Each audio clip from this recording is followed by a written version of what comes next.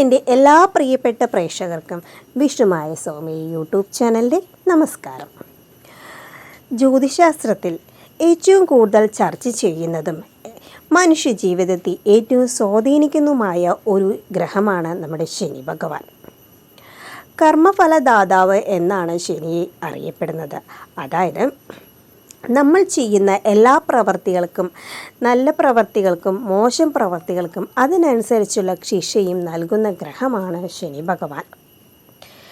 മനുഷ്യ ജീവിതത്തിൽ അച്ചടക്കം, ഉത്തരവാദിത്തം, സ്നേഹം, കഠിനാധ്വാനം എന്നിവയുടെ പ്രാധാന്യം പഠിപ്പിക്കുന്ന ഒരു ഗുരുനാഥൻ കൂടിയാണ് ശനിദേവൻ.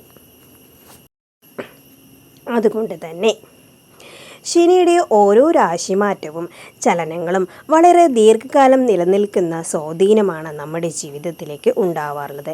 ഇപ്പോൾ ജ്യോതിഷ ലോകത്തെ ഏറ്റവും വലിയ ചർച്ചാ വിഷയം ശനിയുടെ വക്രഗതിയാണ്. എന്താണ് ശനിയുടെ വക്രഗതി? ശനി പിറകോട്ട് സഞ്ചരിക്കുന്നു എന്നാണ് കേൾക്കുമ്പോൾ നമുക്കൊക്കെ ഭയപ്പെടാറുണ്ടല്ലേ.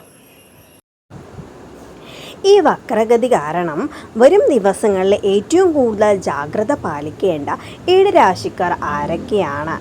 അവർക്ക് എന്തെല്ലാം പ്രതിസന്ധികളാണ് ഉണ്ടാകാൻ സാധ്യത? ഇതിൽ നിന്നും രക്ഷ നേടാൻ എന്തെല്ലാം പരിഹാരങ്ങൾ ചെയ്യണം എന്നൊക്കെയാണ് നമ്മുടെ വീഡിയോയിലൂടെ വിശദമായി പരിശോധിക്കാൻ പോകുന്നത്. വീഡിയോ മുഴുവനായി കാണുവാനും ശ്രമിക്കുക. അതോടൊപ്പം തന്നെ നമ്മുടെ ചാനൽ ആദ്യമായിട്ടാണ് കാണുന്നത് എങ്കിൽ നമ്മുടെ ചാനൽ ഒന്ന് സബ്സ്ക്രൈബ് ചെയ്യാനും മറക്കല്ലേ. ആദ്യമായി നമ്മൾ മനസ്സിലാക്കേണ്ടത് എന്താണ് വക്രഗതി എന്നാണല്ലേ. സാധാരണ എല്ലാ ഗ്രഹങ്ങളും സൂര്യന് ചുറ്റും ഒരു പ്രത്യേക ദിശയിലാണ് സഞ്ചരിക്കുന്നത്. എന്നാൽ ഭൂമിയുടെ മറ്റു ഗ്രഹങ്ങളുടെയും സഞ്ചാര വേഗതയിൽ വ്യത്യാസം കാരണം ഭൂമിയിൽ നിന്ന് നോക്കുമ്പോൾ ചില സമയങ്ങളിൽ ഈ ഗ്രഹങ്ങൾ പുറകോട്ട് സഞ്ചരിക്കുന്നതായി നമുക്ക് തോന്നും. ഇതിനെയാണ് നമ്മുടെ ജ്യോതിഷത്തിൽ വക്രഗതി എന്ന് പറയുന്നത്. യഥാർത്ഥത്തിൽ ഗ്രഹങ്ങൾ പിറകോട്ട് പോകുന്നില്ല. ഇത് നമ്മുടെ കാഴ്ചഭ്രമം മാത്രമാണ്. എന്നാൽ ജ്യോതിഷപരമായി ഇതിന് വലിയ പ്രാധാന്യമുണ്ട്. ഒരു ഗ്രഹം വക്രഗതിയിൽ വരുമ്പോൾ അതിൻ്റെ ഊർജവും സ്വാധീനവും വളരെ ശക്തമാകും. ശനിയെപ്പോലെയുള്ള ഒരു മന്ദഗ്രഹം വക്രഗതിയിലാവുമ്പോൾ അത് നമ്മുടെ ജീവിതത്തിലെ പല കാര്യങ്ങളേക്ക് പുനഃപരിശോധിക്കാനൊക്കെ നമ്മളെ നിർബന്ധരാക്കും എന്നാണ്. നമ്മൾ മുമ്പ് ചെയ്ത തെറ്റുകളൊക്കെ തിരുത്താനും പൂർത്തീകരിക്കാത്ത ജോലികൾ തീർക്കാനുമുള്ള ഒരു സമയമാണിത്. ഈ സമയത്ത് പൊതുവേ കാര്യങ്ങൾ എല്ലാം അല്പം തടസ്സം നേരിടാം. എന്നാൽ കഠിനാധ്വാനം ചെയ്യുന്നവർക്ക് ശനി ഒരിക്കലും ദോഷം ചെയ്യില്ല എന്ന കാര്യം നമ്മൾ ഓർക്കേണ്ടതുമാണ്. ആദ്യമായി ജാഗ്രത വേണ്ടത് മേടം രാശിക്കാർക്കാണ്. നിങ്ങളുടെ തൊഴിൽ മേഖലയിൽ ശനിയുടെ വക്രഗതി പ്രധാനമായും ബാധിക്കുക ജോലിസ്ഥലത്ത് സഹപ്രവർത്തകരുമായോ മേലധികാരിയിൽ നിന്നുള്ള അഭിപ്രായ വ്യത്യാസങ്ങളൊക്കെ ഉണ്ടാകാൻ സാധ്യതയുണ്ട്. ബിസിനസ് ചെയ്യുന്നവർക്കാണെങ്കിൽ പുതിയ നിക്ഷേപങ്ങൾ നടത്തുമ്പോഴൊക്കെ 1-2 തവണ ആലോചിക്കുന്നത് നന്നായിരിക്കും. സാമ്പത്തികമായ ഇടപാടുകളിലേക്ക് വലിയ ശ്രദ്ധ വേണം. ആർക്കും ജാമ്യം നിൽക്കുന്നതൊക്കെ ഒഴിവാക്കുക. അടുത്ത രാശി മിഥുനം രാശിക്കാർക്കാണ്. നിങ്ങളുടെ ഭാഗ്യസ്ഥാനങ്ങളെയും യാത്രകളെയൊക്കെ ഇത് ബാധിക്കാം എന്നാണ് പറയുന്നത്. വിദേശ യാത്രയ്ക്കോ അല്ലെങ്കിൽ ഉപരിപഠനത്തിനൊക്കെ നിങ്ങൾ ശ്രമിക്കുന്നവരാണെങ്കിൽ അതിലൊക്കെ ഇപ്പോൾ തടസ്സം നേരിടുന്ന ഒരു സമയമായിരിക്കും. അനാവശ്യമായ തർക്കങ്ങളിലേക്ക് ചെന്ന് ചാടരുത്. അതുപോലെ കുടുംബത്തിൽ പിതാവിനോ അല്ലെങ്കിൽ പിതൃതുല്യരമായ വ്യക്തികൾക്കുള്ള ബന്ധത്തിലൊക്കെ ചെറിയ വഴക്കും പ്രശ്നങ്ങളൊക്കെ ഉണ്ടാകാനൊരു സാധ്യതയുണ്ട്. ആരോഗ്യകാര്യങ്ങളിലൊക്കെ പ്രത്യേകിച്ച് അസ്ഥി സംബന്ധമായ പ്രശ്നങ്ങളൊക്കെ ഉള്ളവരൊക്കെ ആണെങ്കിൽ ഈ സമയം വളരെയധികം ശ്രദ്ധിക്കേണ്ട ഒരു സമയം കൂടിയാണ്. അടുത്ത രാശി ചിങ്ങം രാശിയാണ്. ചിങ്ങം രാശിക്കാർക്ക് പങ്കാളിത്ത ബിസിനസ്സുകളും വിവാഹ ജീവിതത്തിലേക്ക് ജാഗ്രത വളരെയധികം ആവശ്യമാണ് എന്നാണ് പറയുന്നത്. പങ്കാളിയുമായി ചെറിയ കാര്യങ്ങൾക്ക് പോലും പരസ്പരം പിണങ്ങാനൊക്കെ സാധ്യതകളുണ്ട്. പരസ്പര വിശ്വാസം നിലനിർത്താൻ ശ്രദ്ധിക്കുക. പുതിയ ബിസിനസ് പങ്കാളിത്തങ്ങൾ ഈ സമയത്ത് ഒഴിവാക്കുന്നതാണ് നല്ലത്. പൊതുരംഗത്ത് പ്രവർത്തിക്കുന്നവരാണെങ്കിൽ അപവാദങ്ങളൊക്കെ കേൾക്കാൻ സാധ്യതയുള്ളതിനാൽ സംസാരിക്കുന്ന വാക്കുകളൊക്കെ സൂക്ഷിക്കുക. അടുത്ത രാശി വൃശ്ചികം രാശിക്കാർക്ക്. നിലവിൽ ശനിയുടെ അല്ലെങ്കിൽ ഏഴരശനി പോലെയുള്ള സ്വാധീനങ്ങൾ ഉള്ളതിനാൽ ഈ വക്രഗതി കൂടുതൽ ശ്രദ്ധ അർഹിക്കുന്നു എന്ന് വേണമെങ്കിൽ പറയാം.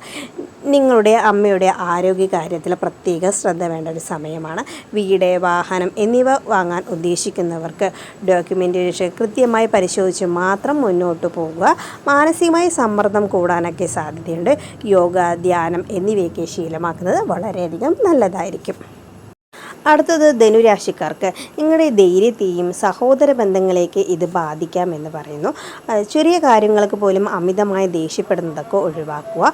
സഹോദരങ്ങളുമായി സാമ്പത്തിക തർക്കങ്ങളൊക്കെ സാധ്യതയുണ്ട്. കഠിനാധ്വാനം ചെയ്തിട്ടും നിങ്ങൾ അർഹിച്ച ഫലം ലഭിക്കുന്നില്ല എന്നൊരു തോന്നൽ നിങ്ങൾക്കുണ്ടാവാം. എങ്കിൽ നിരാശപ്പെടാതെ തന്നെ നിങ്ങൾ മുന്നോട്ട് പോവുക. വക്രഗതി മാറുന്നതോടെ കാര്യങ്ങളൊക്കെ അനുകൂലമാകുന്നതായിരിക്കും. അടുത്തത് മകരം രാശി. മകരം രാശിയുടെ അധിപൻ ശനിയാണെങ്കിലും വക്രഗതി സമയത്ത് നിങ്ങളുടെ സാമ്പത്തിക കാര്യങ്ങളിലൊക്കെ കൂടുതൽ നിയന്ത്രണം ആവശ്യമാണ്. അനാവശ്യമായ ആഡംബര ചെലവുകൾ നിങ്ങളെ കടക്കണിയിലേക്കാക്കാം. കുടുംബത്തിൽ സംസാരം നിയന്ത്രിക്കുക. നിങ്ങളുടെ വാക്കുകൾ മറ്റുള്ളവരെ വേദനിപ്പിക്കാനൊക്കെ സാധ്യതയുള്ളതിനാൽ ശ്രദ്ധിച്ച് വാക്കുകൾ സൂക്ഷിച്ച് ഉപയോഗിക്കുക. അടുത്ത രാശി കുംഭൻ രാശിയാണ്.